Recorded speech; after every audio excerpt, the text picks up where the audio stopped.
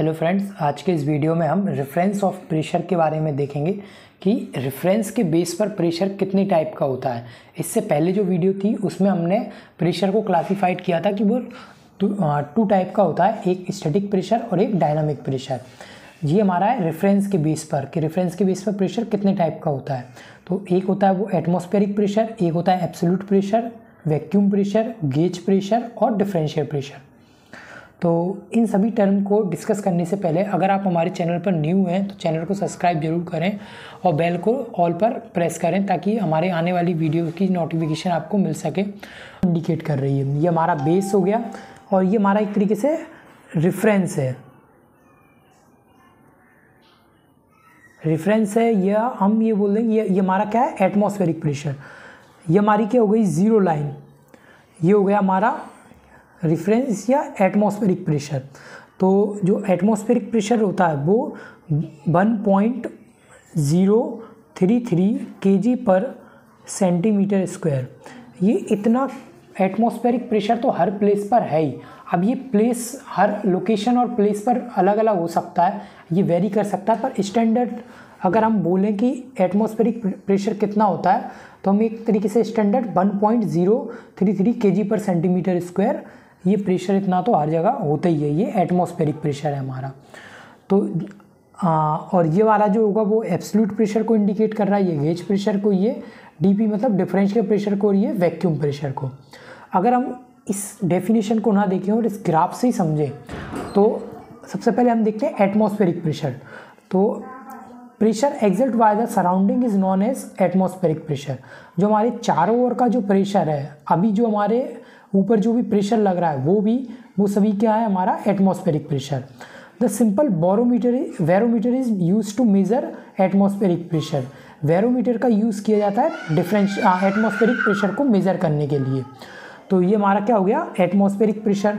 अब अगर हम एटमॉस्फेरिक प्रेशर को फॉर्मूले की टर्म में लिखना चाहें तो हम क्या लिख सकते हैं, ये जो हमारा इतना है वो क्या है, एब्सोल्यूट प्रेशर।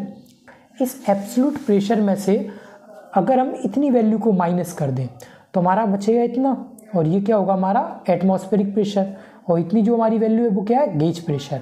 तो हम इसको लिख सकते हैं ATM मतलब atmospheric pressure equal to P absolute pressure minus P gauge. तो ये मान के चलते हैं हमारी यहाँ से यहाँ तक की जो हाइट है वो 20 है, या 20 प्रेशर लग रहा है मान के चल रहे हैं, और ये है 5। तो अब अगर हम इस इतने को इसमें से सब्ट्रैक्ट कर दें तो हमारे पास इतना बचेगा 15।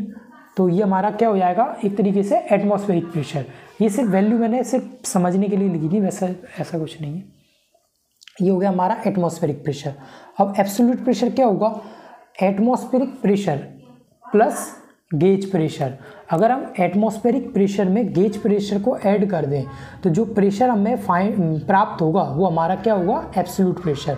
अभी जैसे ये कॉपी है, इस रजिस्टर के ऊपर जो भी अभी प्रेशर लग रहा है वो क्या है, एटमॉस्फेरिक प्रेशर।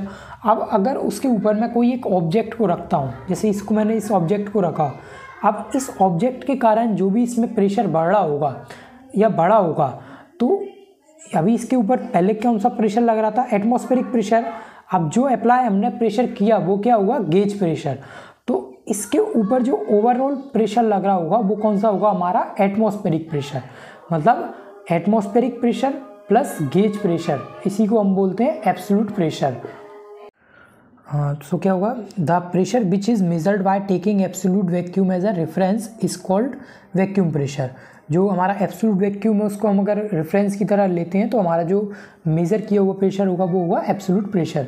इसको हम इस तरीके से भी डिफाइन कर सकते हैं, the sum of atmospheric pressure and gauge pressure is called absolute pressure. Absolute pressure equal to gauge atmospheric pressure plus gauge pressure. अभी हमने गेज प्रेशर को नहीं देखा, अभी इसको इस वैक्यूम प्रेशर के बाद देखते हैं गेज प्रेशर क्या होगा। Vacuum pressure, the pressure below from the atmospheric pressure is called vacuum pressure. मतलब जो एटमॉस्फेरिक प्रेशर है उससे भी कम का जो प्रेशर होगा या उससे भी नीचे का जो प्रेशर होगा उस प्रेशर को हम वैक्यूम प्रेशर बोलेंगे। अभी हर जगह पर जितना भी हमारा है स्टैंडर्ड में जो प्रेशर है एटमॉस्फेरिक प्रेशर वो 1.033 kg/cm² है। इससे भी कम प्रेशर जो होगा वो प्रेशर हमारा वैक्यूम प्रेशर होगा। तो उसे प्रेशर को मेज़र करने के लिए भी हम अलग अलग टाइप के इंस्ट्रूमेंट का यूज़ करते हैं, जिनमें से एक कॉमन का जो नेक्स्ट है हमारा वो है gauge pressure. The pressure which is measured by taking atmospheric pressure as reference it measured by pressure measuring instruments. Gauge pressure कौन सा होगा? वह प्रेशर जो एटमॉस्फेरिक प्रेशर को एज अ रेफरेंस लेके चल रहा है। मतलब जैसे एटमॉस्फेरिक प्रेशर जितना है उसके अलावा हम जो भी प्रेशर अप्लाई करेंगे वो हमारा होगा गेज प्रेशर। जैसे जो बाइक या टू व्हीलर या फोर व्हीलर में जो हम प्रेशर को फिल करते हैं उनके टायर में, तो उसके लिए हम बोलते हैं गेज के, जिससे फिल करते हैं उसे गेज बोलते हैं। तो वो गेज क्या करता है, उस जो टायर है उस टायर के अंदर एटमॉस्फेरिक प्रेशर तो है, एटमॉस्फेरिक प्रेशर के अलावा जो प्रेशर उसमें दे रहा है उसे हम गेज बोलते हैं। जैसे अभी हम ये बॉक्स था, जैसे एटमॉस्फेरिक प्रेशर तो हर जगह है ही, उसके अलावा अगर मैंने कोई और प्रेशर अप्लाई किया तो एटमॉस्फेरिक प्रेशर को एज अ रेफरेंस मान के चल रहा हूँ मैं, तो वो क्या हो गया हमारा गेज प्रेशर। जैसे अगर मैंने यहाँ पर मान के चलता हूँ इसके ऊपर मैंने इसको प्रेस किया तो इसको मैंने 5 न्यूटन फोर्स दिया, या ये बोलूँ कि मैंने 5 kg/cm² इसके ऊपर प्रेशर को लगाया। अब अभी यहाँ पर 5 kg/cm² का फोर्स प्रेशर मैंने इस पर अप्लाई किया है, पर इसके अलावा इस पर 1 kg का जो एटमॉस्फेरिक प्रेशर था 1.033 kg/cm² का प्रेशर, ये इसके ऊपर पहले से प्रेशर अप्लाई है। तो अभी अगर मैं इसको बोलता हूँ कि गेज प्रेशर यहाँ पर कितना है तो वो कितना होगा 5 kg। और अगर मैं ये बोलूँ कि यहाँ पर एब्सोल्यूट प्रेशर कितना होगा तो ये इन दोनों को ऐड कर देंगे। तो इस प्रेशर को हमने अभी कंसीडर किया ही नहीं है जब हम गेज प्रेशर की बात कर रहे हैं। तो जो एटमॉस्फेरिक प्रेशर है उसको हम एज अ रेफरेंस मान के चलते हैं, तब हम गेज प्रेशर बोलते हैं उसे। तो यहाँ पर हमारा एब्सोल्यूट प्रेशर, अगर हम बोलें कि एब्सोल्यूट प्रेशर कितना है तो ये हो जाएगा, इन दोनों को ऐड कर देंगे, ये हो जाएगा 6.033 kg/cm²। ये हो गया हमारा कौन सा एब्सोल्यूट प्रेशर, और ये हो गया हमारा गेज प्रेशर। तो इसको हम इस तरीके से भी लिख सकते हैं, the difference between absolute pressure and atmospheric pressure is called gauge pressure. Gauge pressure equal to absolute pressure minus atmospheric pressure. तो ये हमारा हो गया गेज प्रेशर। इसके बाद नेक्स्ट है हमारा डिफरेंशियल प्रेशर। तो डिफरेंशियल प्रेशर को हम शॉर्ट में डीपी भी लिखते हैं या डेल पी भी लिखते हैं, del P. It is essential the difference in pressure between 2 given points. कोई भी 2 गिवन पॉइंट्स के बीच जो प्रेशर का डिफरेंस होगा उसे हम डिफरेंशियल प्रेशर बोलते हैं। अब ये कैसे हो सकता है कि जैसे अगर मैंने ये पाइपलाइन है, इस पाइपलाइन का से मैंने एक पोर्ट यहाँ पे ले लिया और यहाँ पे मैंने इसका मान के चलते हैं डाया कम किया, दूसरा पोर्ट मैंने यहाँ पे ले लिया, ठीक है। तो यहाँ पे कुछ और प्रेशर होगा, ये इस वाले पोर्ट पर कुछ और प्रेशर होगा, क्योंकि अभी हमने फॉर्मूला देखा था P इक्वल टू था F/A, pressure equal to force upon area. अगर एरिया की वैल्यू बढ़ाते हैं तो प्रेशर डिक्रीज़ हो जाता है, अगर कम करते हैं एरिया को तो प्रेशर इंक्रीज़ हो जाता है। तो यहाँ पर अभी जो भी प्रेशर होगा, जब इसका एरिया हमने कम किया तो यहाँ पर प्रेशर की जो वैल्यू होगी वो बढ़ गई होगी, मतलब यहाँ पर प्रेशर कुछ और होगा।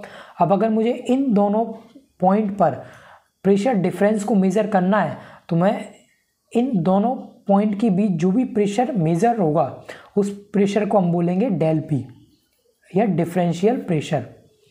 तो इस डिफरेंशियल प्रेशर को हम मेज़र क्यों करते हैं? क्योंकि हमारे बहुत से ऐसे सिस्टम होते हैं यहाँ पर हमें कंटिन्यूस मॉनिटरिंग के द्वारा हम ये देखते हैं कि यहाँ पर इन दो पाइपलाइन का या इन दो सिस्टम का जो एक दूसरे से पर्टिकुलर रिलेट कर रहे हैं उनका प्रेशर फिक्स बना हुआ है या नहीं।